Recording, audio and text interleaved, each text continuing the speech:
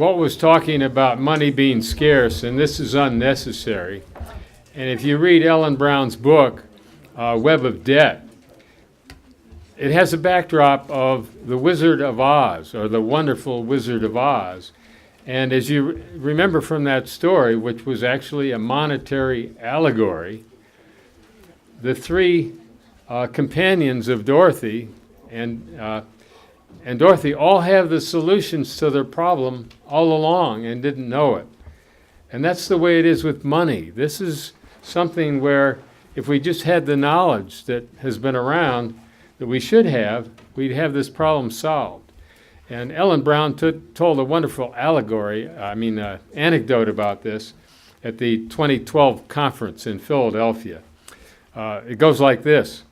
There's an alien, and he comes down to New Orleans after the Hurricane Katrina, horrible hurricane, and a year later, very little has been developed and restored. And there's the mayor and the governor there, and he says, "How come this hasn't been fixed?" And the mayor says, "Well, we just haven't known how to do that." And the alien says, "Well, don't you have the raw materials?" "Oh, yeah, we got that." "And don't you have the people to do the labor?" "Oh, yes, we got that." Well, then what's the problem? Well, we don't have these little green pieces of paper that we call money. And the alien gets on his, thing, "Beam me up, Scotty. No intelligent life here." I also want to read a quote from someone that Stephen Zarlenga, another author on publicly created money. He wrote a book called, and you should all get this and read it. It's only 750 pages. It's called The Lost Science of Money. He wrote this in 2002, and he researched it 10 years, and there's a lot of material in here. It has a lot of information about publicly owned or community-owned banks. Many of them were actually religious begun, and they knew the problems of interest and that money should be a community creation. And he's got much documentation on that. And Ellen Brown cites him numerous times in her books. But I want to read a quote from someone that Stephen calls our greatest economist. And this is someone that none of us have probably heard of, but should have. He wrote a number of excellent books on money. His name was Alexander Del Mar. He was American. He was Spanish Jewish background. And he looked at the American Revolution. And here's what he said. "Never was a great historical event followed by a more feeble sequel. A nation arises to claim for itself liberty and sovereignty. It gains both of these ends by an immense sacrifice of blood and treasure. Then, when victory is gained and secured, it hands the national credit, that is to say, a national treasure, over to private individuals to do as they please with it.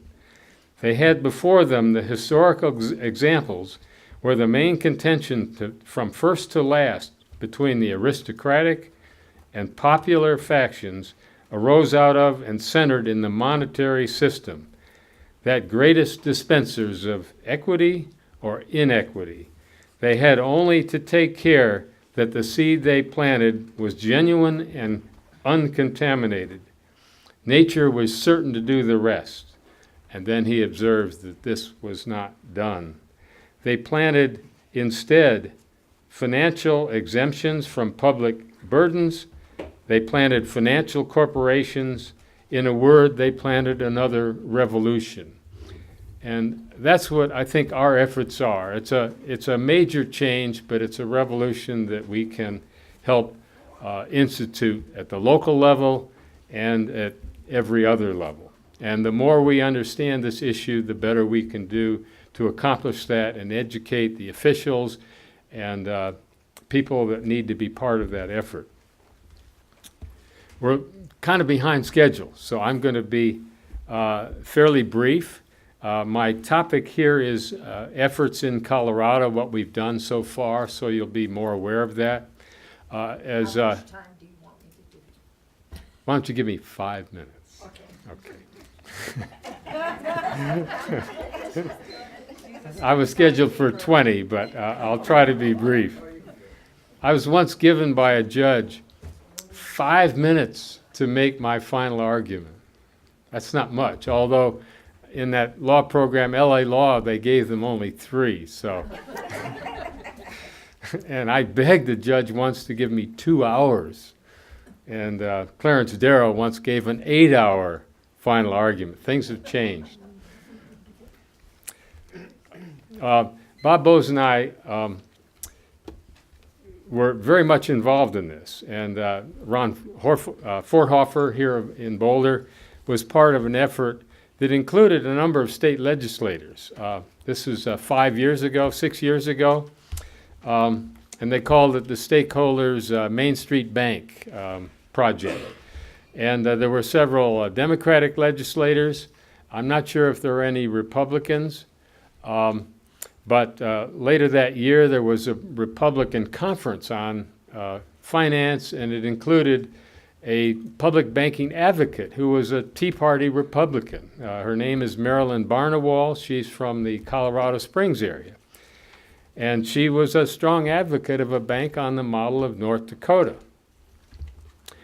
And at that conference, there was Republican Representative Ray Scott, and also a candidate for State House on the Republican ticket, Kathleen Conde.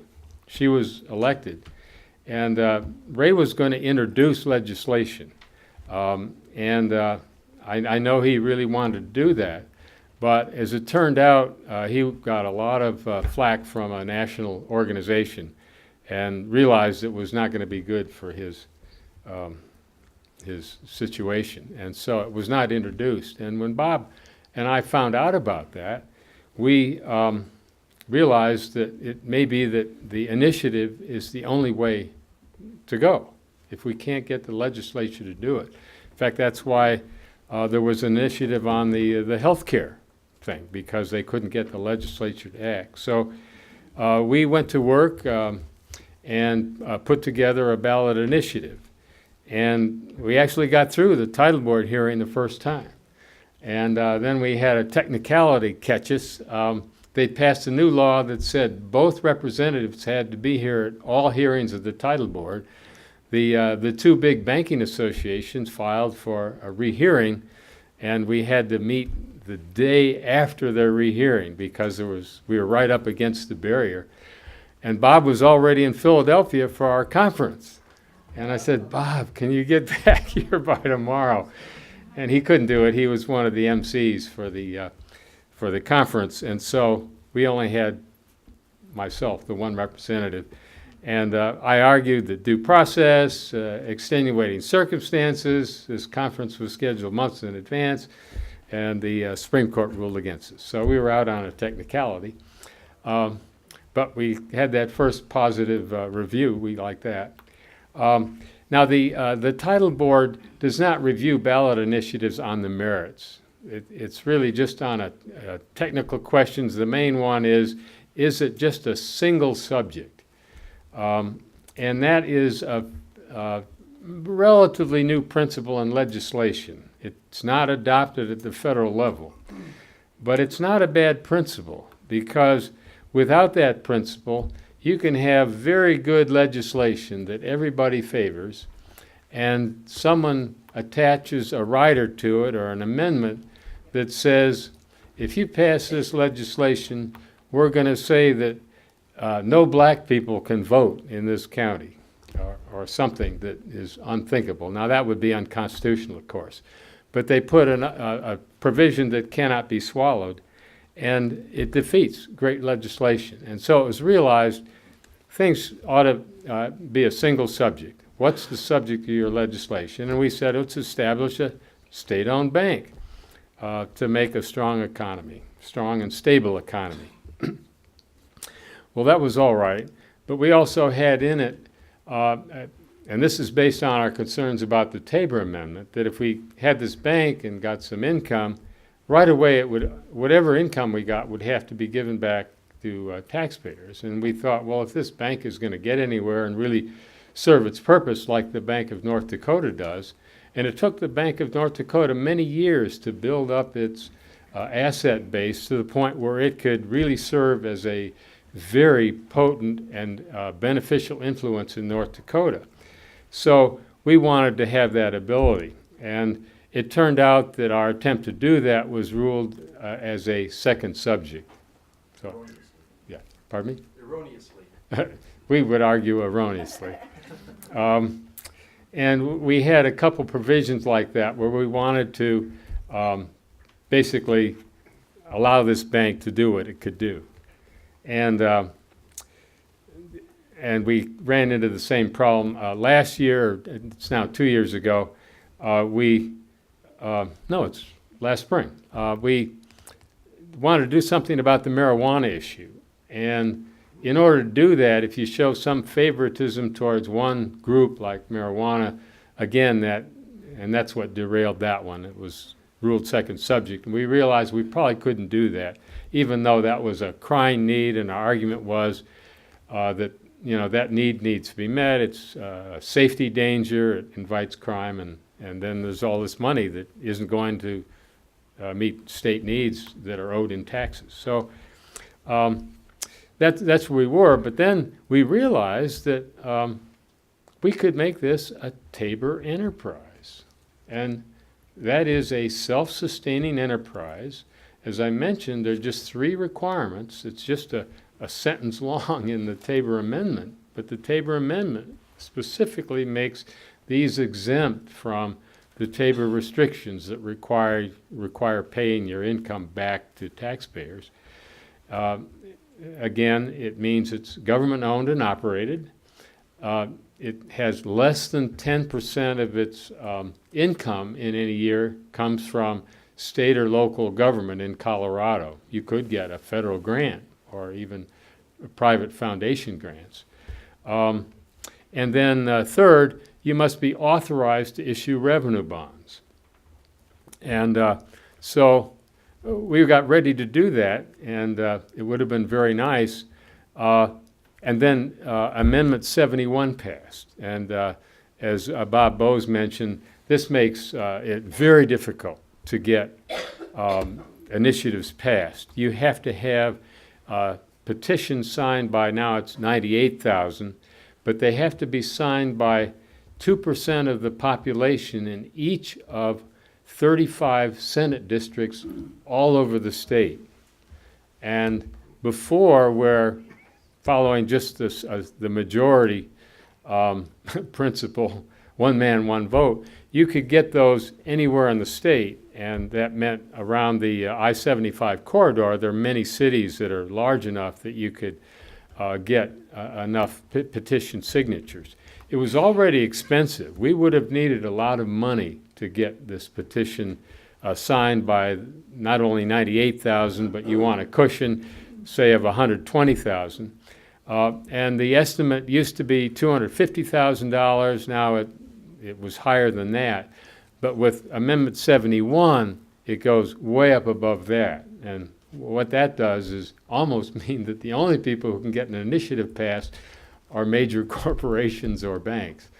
And that's not good. I would argue that's an unconstitutional provision because it gives every district a veto power in effect by not being able to get the 2% signatures because it's so expensive. The cost becomes prohibitive. Whether someone's going to litigate that, I don't know, and I'm not sure whether it would be successful, but I would like to see that tried.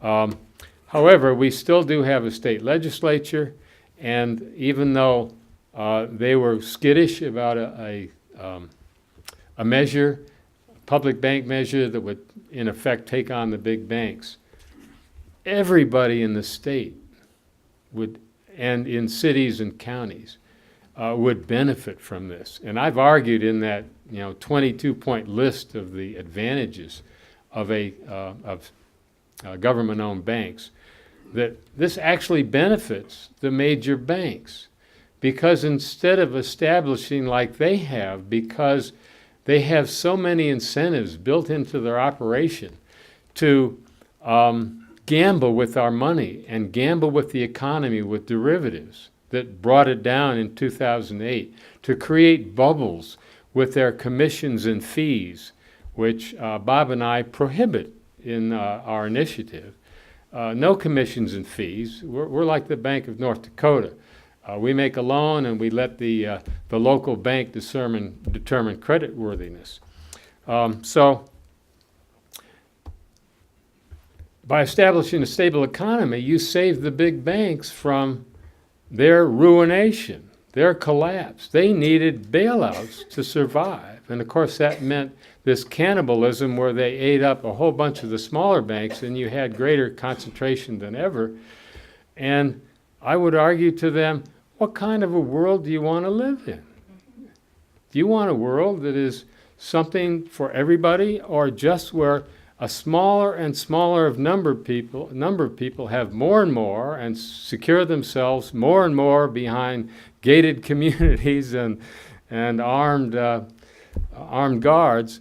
Or do you want a community that works for everybody? And one of the things Ben Franklin said was that America, under this public creation of money, both by lending, the equivalent of banks, and by directly printing money, like Lincoln's greenbacks, he said America was the happiest, most prosperous place on earth.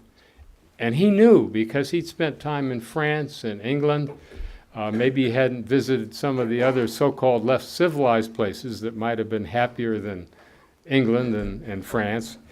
But he said once England cut off, as Bob said, in 1764, they said no more public credit, no more issuance of currency.